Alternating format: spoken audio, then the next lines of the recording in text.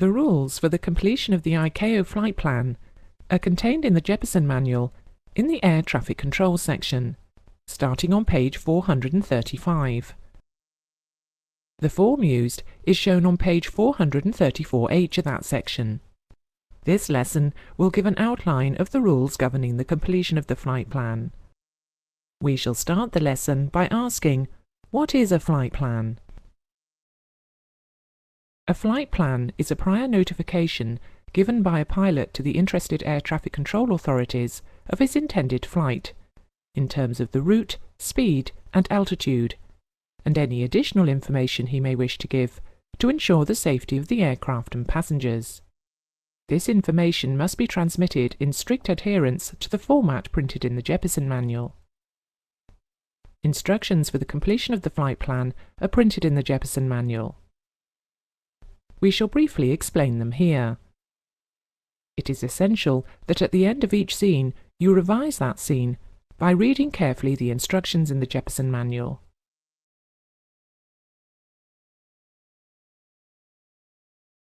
When inserting information in any of the boxes, always start at the first left-hand box. Leave any spare spaces blank. All times are in 4 figures UTC. Elapsed times are also given in 4 figures, in hours and minutes. The shaded area at the top of the form is for use by air traffic and communications services. The data inserted by the pilot starts at item 7, under the heading Aircraft Identification. Item 7 shows the identification of the aircraft. This may be either the radio call sign, the aircraft operating agency, or the airframe number. The data should be inserted starting in the left-hand box and not exceed 7 letters. The flight rules in item 8 are I for IFR and V for VFR. Other options will be explained later in the lesson. The type of flight, whether it be schedule, non-schedule, general aviation, etc., is inserted as a single letter in the next box. Item 9 concerns the number, type, and wake turbulence category of the aircraft included in the flight plan. The number is only inserted in the event that there is more than one aircraft included in the flight. For example, aircraft in formation. The aircraft type is identified by the abbreviation found in ICAO document 8643. Wake turbulence categories are dependent upon the maximum certified takeoff mass of the aircraft. Insert H for heavy, M for medium, and L for light. The specific figures for each category have been covered in previous subjects, but are shown at the bottom of page 435 in the Jeppesen Manual. The equipment specified in item 10 covers both the navigation and communications equipment and the surveillance equipment carried. 1 or more letters are placed before the oblique stroke to indicate the navigation and communication equipment. 1 or 2 letters are also used after the oblique stroke to specify the type of surveillance equipment. These abbreviations are explained on page 436. In item 13, insert the ICAO designator of the departure aerodrome and the estimated off-block time. If no ICAO designator has been assigned to the aerodrome, insert the letters ZZZZ and specify the name in item 18, which we shall cover later. After you have read the instructions for items 7 to 13 on pages 435 and 436, go to the next scene, in which we shall look at item 16. The instructions for the completion of this item are on page 438 of the Jeppesen Manual. Item 16 is self-explanatory. Insert the 4-letter ICAO designator for the destination airfield. The total elapsed time is from takeoff, not off-block time, to the destination in hours and minutes. If there is no ICAO designator for either the destination or alternate aerodromes, write the letters ZZZZ in the box and insert the names in item 18. Item 15 of the flight plan contains all the information pertaining to the cruise portion of the flight. There are many rules associated with this item, and strict adherence is necessary in order to avoid the flight plan from being rejected. You are strongly recommended at the end of this lesson to read thoroughly pages 436 to 438 of the Jeppesen Manual.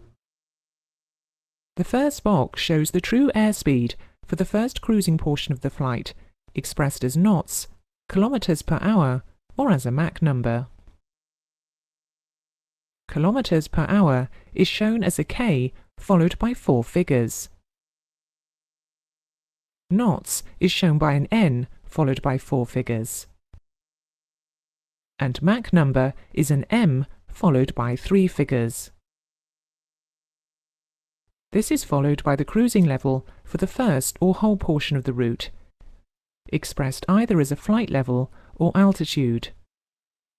A flight level is shown as an F followed by 3 figures, and an altitude is shown as an A followed by 3 figures. These figures are in hundreds of feet. We shall next look at the route portion of item 15. We shall start by assuming that our departure airfield is connected to an ATS route. In this case, insert the route designator of the first or whole portion of the route. No other information is required until we come to a change of ATS route or speed or level change.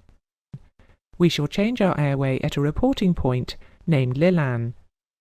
This is shown on the screen. Had our significant point Lillan not been assigned a name, it could have been indicated by its position in hold degrees as shown, or degrees and minutes, or as a bearing and distance from a navigation aid.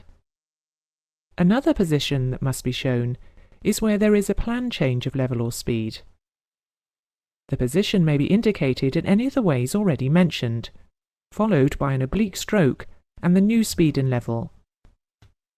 This must be done even if only one of the factors is changed. Earlier, we specified in item 8 that the flight would be conducted under IFR rules by inserting the letter I. Had we inserted Y in the box, this would have indicated that at some point the flight would change from IFR to VFR, or letter Z, which would show we would change at some point from VFR to IFR. This point is indicated in the route by any of the methods already shown. Had we put the letter Y in item 8, the point at which the flight rules change would be as shown on the screen. Alternately, if it had been Z in item 8, the position would be followed by IFR. If the whole or part of the flight is conducted outside of designated ATS routes, then the off-airway route is indicated by defining positions not more than 30 minutes flying time, or 200 nautical miles, or 379 kilometers apart. If the route is along an ATS route, but either or both the departure or destination airfields are not connected to it, the letters DCT, meaning direct, are used in item 15. In our example, the departure aerodrome is not along the airway. Therefore, item 15 will read direct to Kilo India Romeo, then along airway Alpha 1 to Kilo November Golf, then along airway Bravo 2, and so on. If both the departure and destination airfields are not connected to an ATS route, then item 15 will have direct to airway, then direct out. It may also be necessary to leave an airway in order to join another by using a non-designated route, as shown on the screen.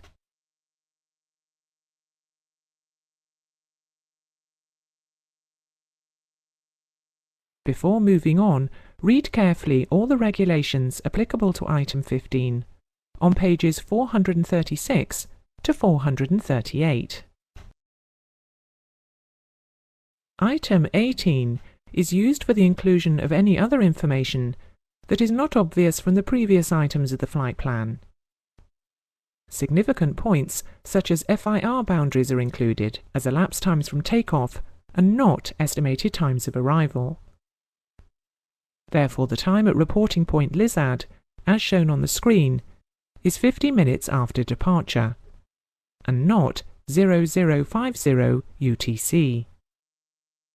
As mentioned previously, if either the departure or destination airfields do not have an ICAO designation, the letters ZZZZ are entered in the appropriate boxes 13 or 16. This is entered in Item 18 as shown. Other abbreviations used in Item 18 are shown on page 439.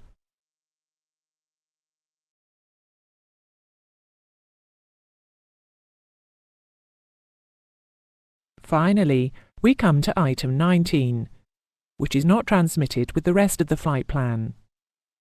It is for use only in the event of an emergency, or if the aircraft is deemed to be overdue. The endurance in hours and minutes is total endurance and not safe endurance. Insert the number of persons on board if known. Otherwise, insert TBN. Under Emergency Radio, cross out with a large X those items which are not carried. The same rules apply to the non-carriage of survival equipment and life jackets. The remainder of Item 19, which involves dinghies, aircraft colours and markings, remarks, and the name of the pilot in command, are self-explanatory. Before handing the completed flight plan to the operations clerk, do not forget to sign it. The flight plan is now completed. Go back through the instructions contained in the Jeppesen manual.